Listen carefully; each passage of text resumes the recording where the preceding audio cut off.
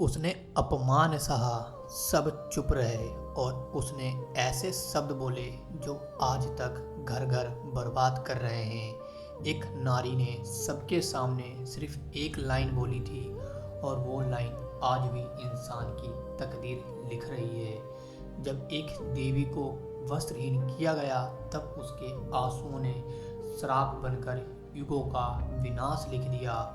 आज जो तुमसे छीन रहा है वो शायद उसी श्राप का नतीजा है जिसे तुमने कभी जाना ही नहीं। ये कहानी सिर्फ एक नारी के अपमान की नहीं है, ये उस आग की है जो हजारों सालों से जल रही है, उस श्राप की है जो दिए गए थे गुस्से में नहीं, न्याय के नाम पर। और आज भी जब कोई औरत चुपचाप रोती है तो उसकी हर एक बूंद द्रौपदी के श्राप को फिर से जगा देती है।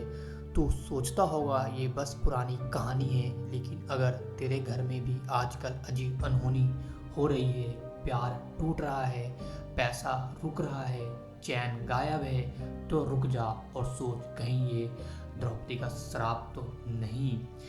जब धर्म की भूमि पर धर्म की हत्या हुई, जब ज्ञानियों ने ज्ञान को छोड़ मौन ओढ़ लिया और जब सत्य खुद दहशत में था, तभी कुरुसभा में हुआ वो जो इतिहास सबसे बड़ा पाप कहा गया।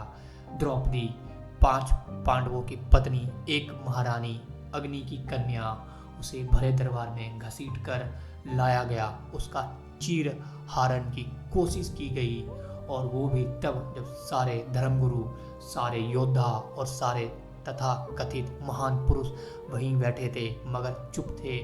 उनके कान सुन सकते थे, आंखें देख सकती थी, लेकिन आत्मा मर चुकी थी।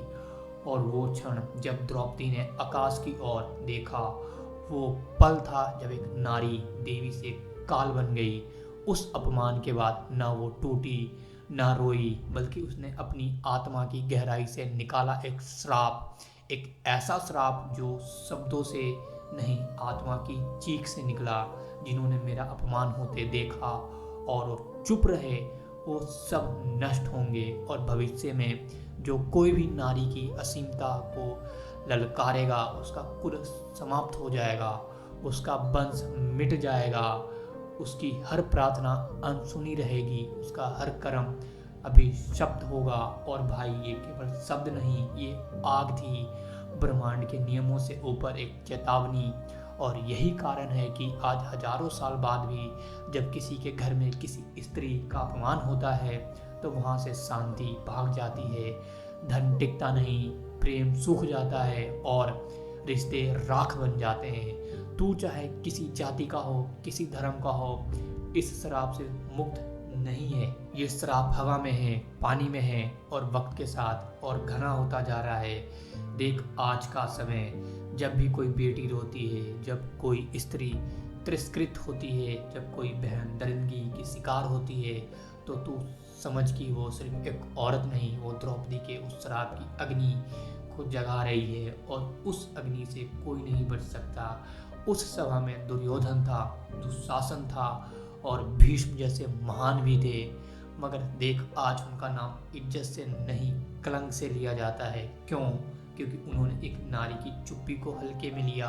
और यही भूल आज भी लोग करते हैं, सोचते हैं क्या कर लेगी एक औरत, लेकिन भूल जाते हैं जब औरत कुछ नहीं करती तब वो देवी होती है और जब वो आवाज़ उठाती है तब वो महाकाल की तरह सब कुछ निकल जाती है।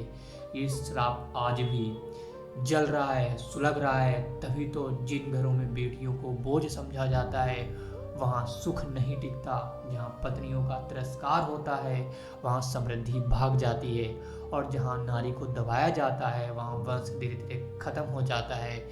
ये विज्ञान नहीं, ये संस्कारों का शाश्वत सत्य है। द्रौपदी का श्राप कलयुग का सबसे अदृश्य मगर सबसे खतरनाक शस्त्र है। इससे कोई राजा नहीं बचा, कोई धनवान नहीं बचा, कोई ज्ञानी नहीं बचा। और आज भी जब कोई स्त्री अपने अपमान के बाद ऊपर देखकर आंखें बंद करती है तो शायद वो कुछ नहीं कहती, लेकिन उसकी आत्मा वही कहती है जो द्रौपदी ने कहा था, हे धर्म तू देख रहा है ना। फिर वहाँ से शुरू होता है उसका प्रलय। तू चाहे कितना भी बड़ा आदमी बन जा, तू कितना भी दौलत जोड़ ले, अगर तूने स्त्री के आंसुओं का मजाक उड़ाया, अगर तूने उसके दर्द को नज़रअंदाज किया, तो तूने अपने भाग्य की चिता खुद बना ली है और उस पर तिल तिल कर जलेगा। याद रख, ये श्राप सिर्फ उस सभा तक नहीं था, हर युग में है, हर घर में है। और जब जब नारी रोएगी तब तक द्रौपदी का श्राप जागेगा और तब कुछ नहीं बचेगा, न घर, न नाम, न इज्जत, न पहचान। क्योंकि जब स्त्री श्राप देती है तो सिर्फ गुस्से में नहीं, इतिहास बदलने के इरादे से देती है, और वो इरादा आज भी जारी है।